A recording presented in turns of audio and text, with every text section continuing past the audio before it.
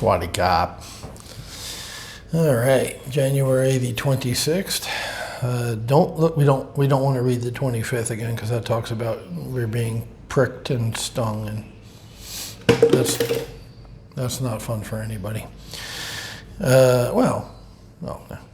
Okay, 26. Don't look to the stars for the cause of your misfortunes. Look to yourself to get better results. Who looks to the stars for their misfortunes? Like hippie chicks do astrology shit. I banged one in San Diego once, but that's another story.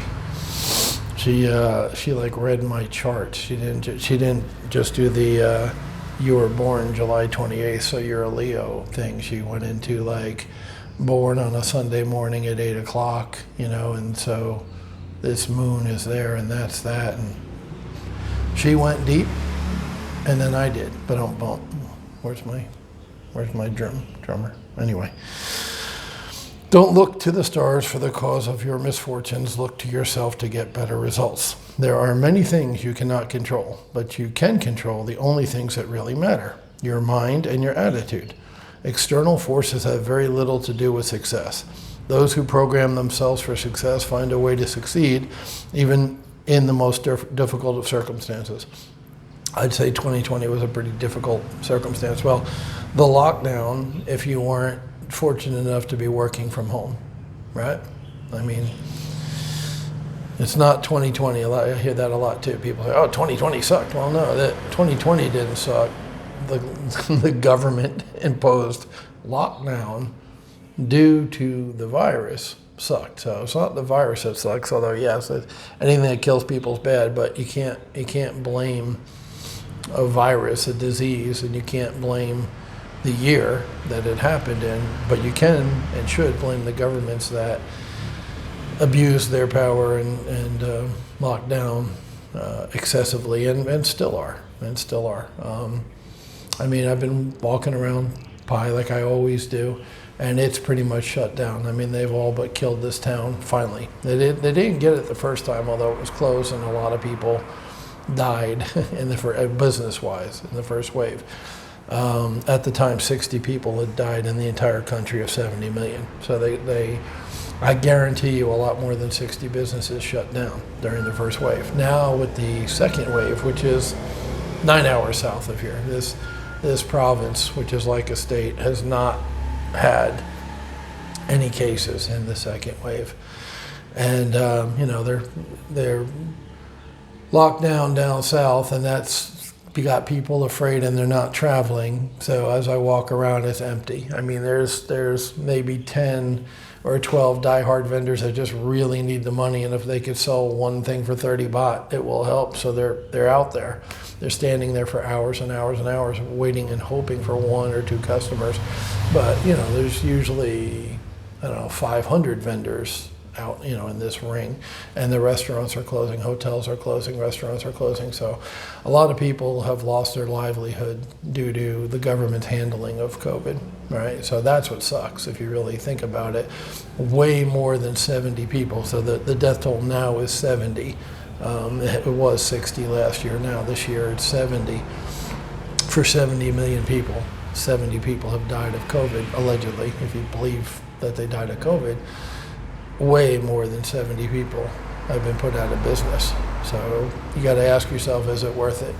Does that make you a cruel, cold-hearted, ruthless person to say, is it worth killing 70,000 businesses because of 70 deaths? I think no, but what do I know? I'm a cruel, heartless, cold-hearted son of a bitch, right? Yeah, but I did, whatever. I think if you're a governor, and by that I mean a leader of people, if you're in a position of power to pass laws and make rules and mandates and lockdowns, you really need to think about all the people, not just a few of the people. That's my take. Those who program, it says your mind and attitude have, external forces have very little to do with success. Your mind and attitude have a lot to do with it, which is, once again, good points.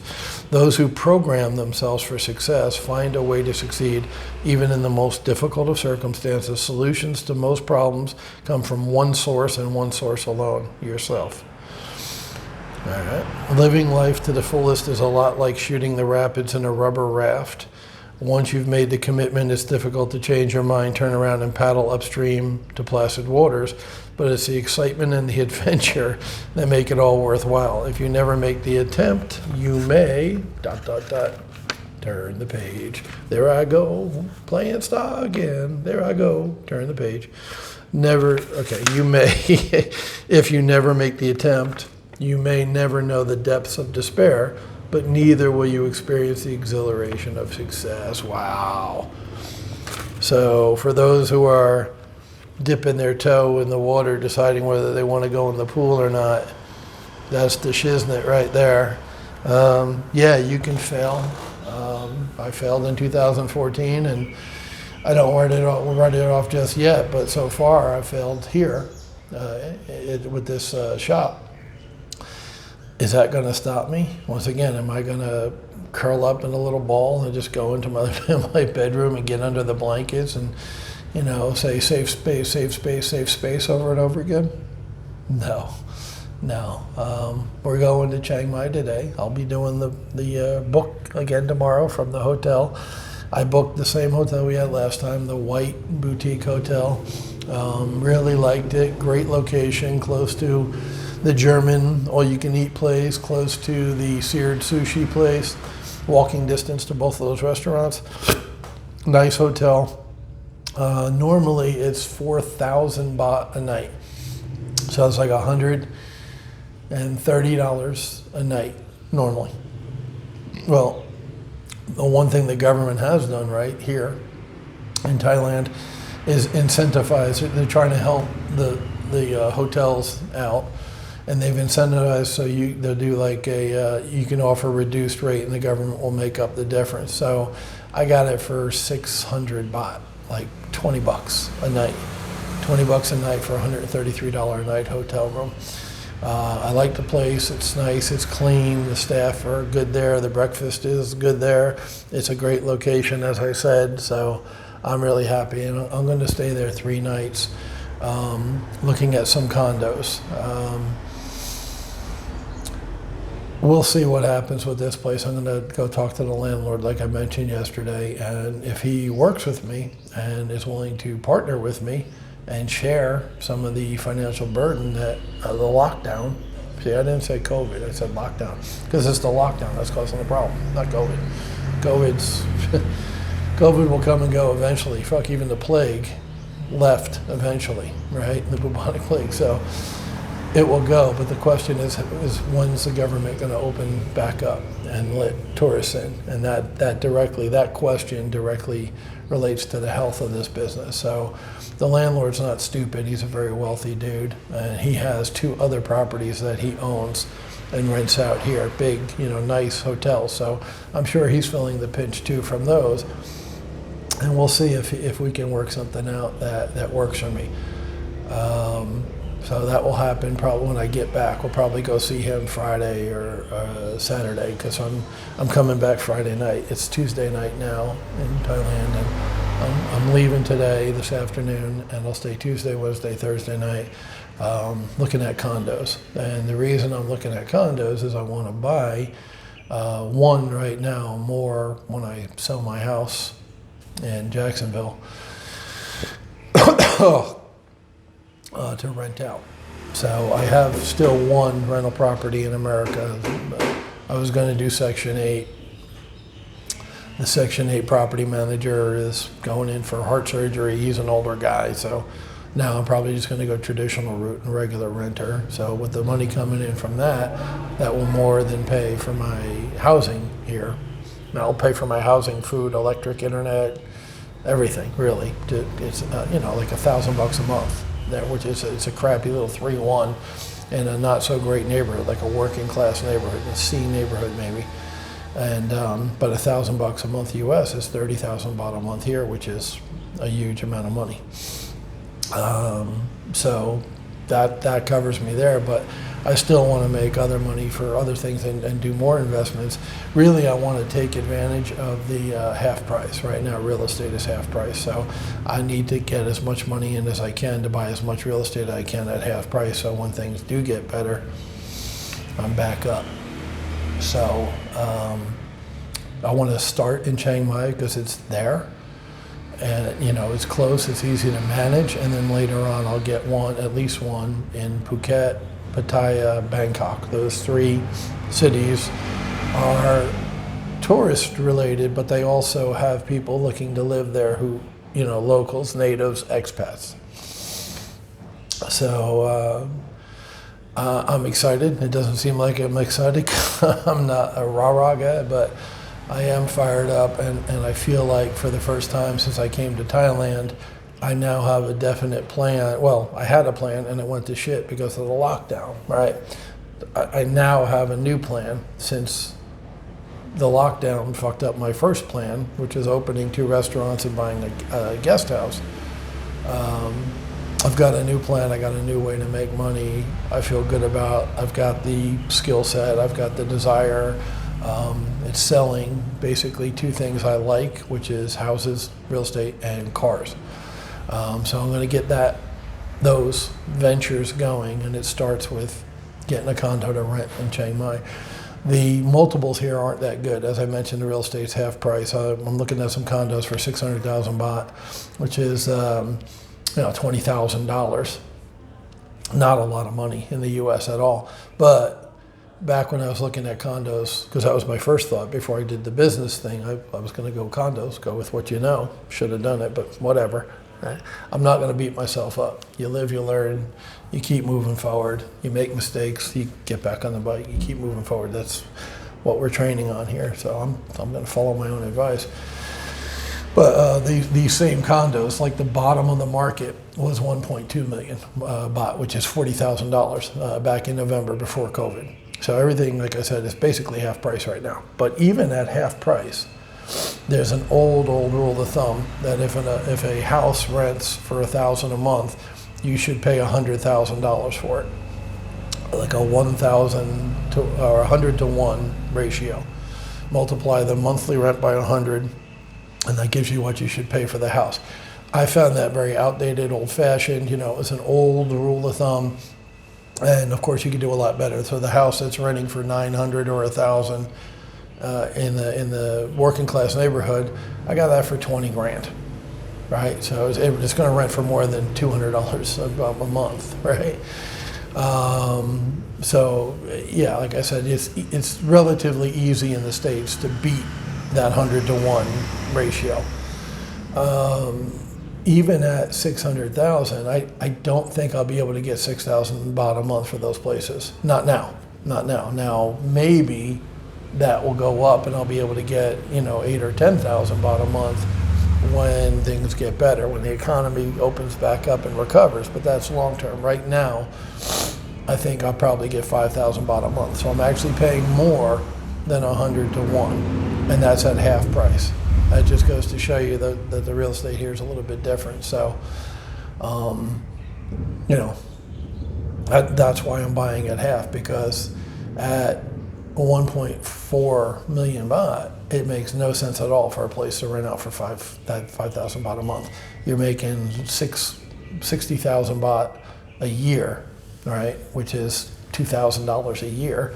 And you're paying 40,000, it would take 20 years to get your money back.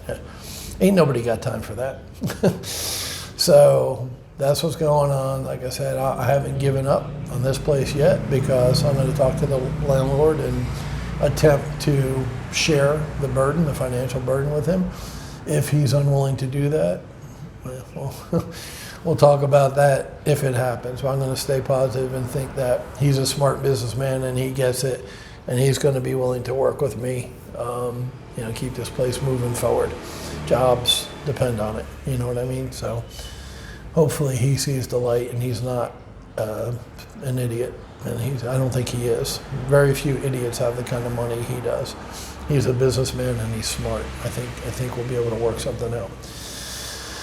Anywho, like I said, that will happen Friday, Chiang Mai, next 3 days. If we go in and see any of the condos, the inside of them, I'll film it. I'll do a little Great White Buddha thing on these condos and say, what can you buy right now in Chiang Mai?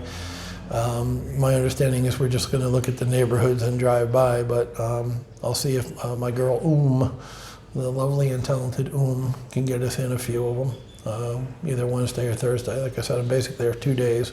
We come back Friday, so see as many as I can. I sent her a bunch of ones I found, commercial sites and Facebook Marketplace for sale by owners.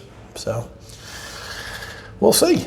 But anyway, that's it for today. Once again, a lot of good stuff. Just highlighting what stuck out as I read it.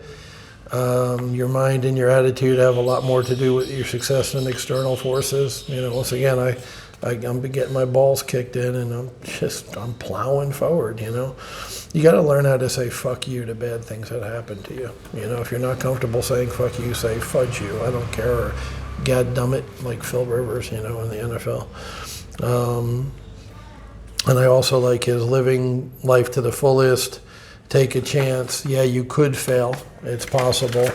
And you'll have to deal with the failure, which, that talks all about how tough you are as a person and if you can deal with failure and get back up. And, I don't know any other way, to be honest with you. I really don't. Or another way to look at it, I heard a long time ago, you're only defeated if you accept defeat.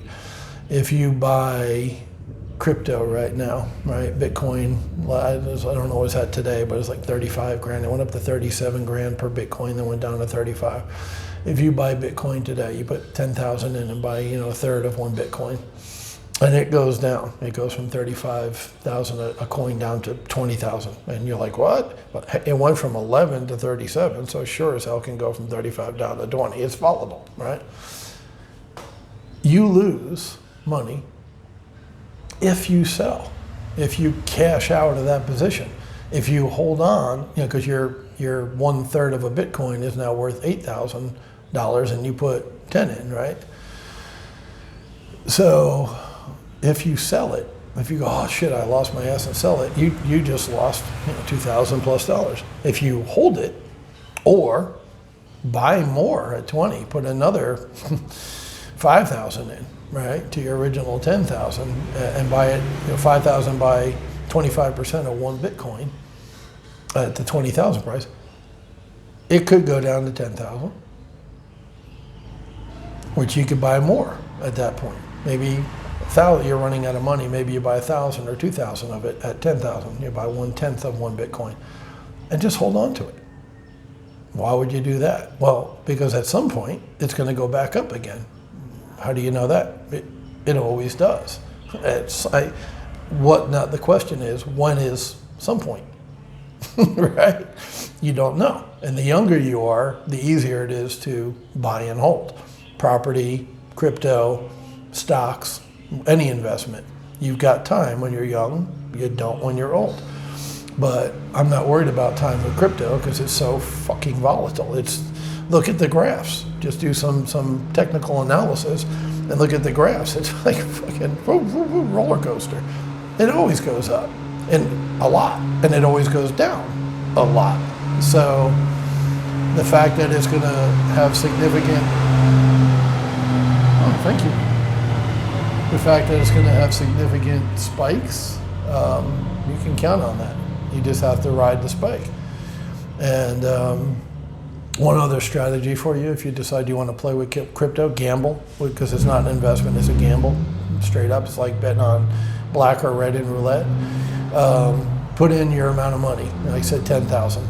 Okay, you don't have 10,000. Put in 1,000. Put $1,000 into Bitcoin or Ethereum, whichever one you like better. I would go with Ethereum. I'd rather buy 10 $100,000 houses than $1 million house, because if the $1 million house doesn't sell or rent, I'm fucked. But with 10 $100,000 houses, some of them or all of them will rent or sell. Maybe one won't. I still got 9 that do.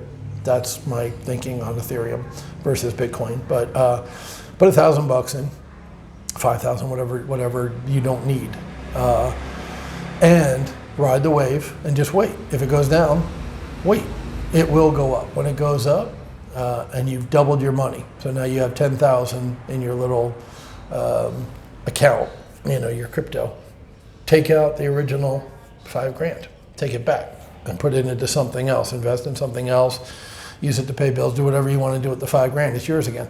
Leave the other $5,000 in there. In other words, leave your profit in there and play with it. Fuck, let it ride, man. There's people who say Bitcoin is going to go up to 100,000 a coin. That would triple your money. That $5,000 you left in there would become 15,000. Let it ride, man. Make as much money as you can, but you got your original 5,000 back. Now you're playing with the house's money. If the world governments get together and ban cryptocurrency, okay, you're out the house money. You lost the money that you made in the thing, but you got your original $5,000 back, so you didn't get hurt. That's my advice. That's a strategy and how you can play with crypto and have fun and enjoy the gambling, enjoy the highs of making money without losing money. Because as soon as you double, and once again, how long is it going to take to double? Well, it tripled in the last 4 months, but you don't know if it's going to do that again or if it's going to drop like a rock. I don't know. I don't know. You don't know. Nobody knows when it's going to double. But the point is you leave the money in there and don't touch it until it doubles. Then you take out your half, get your original investment back, let the rest ride. Fuck it, have fun. There you go. Crypto. Enjoy.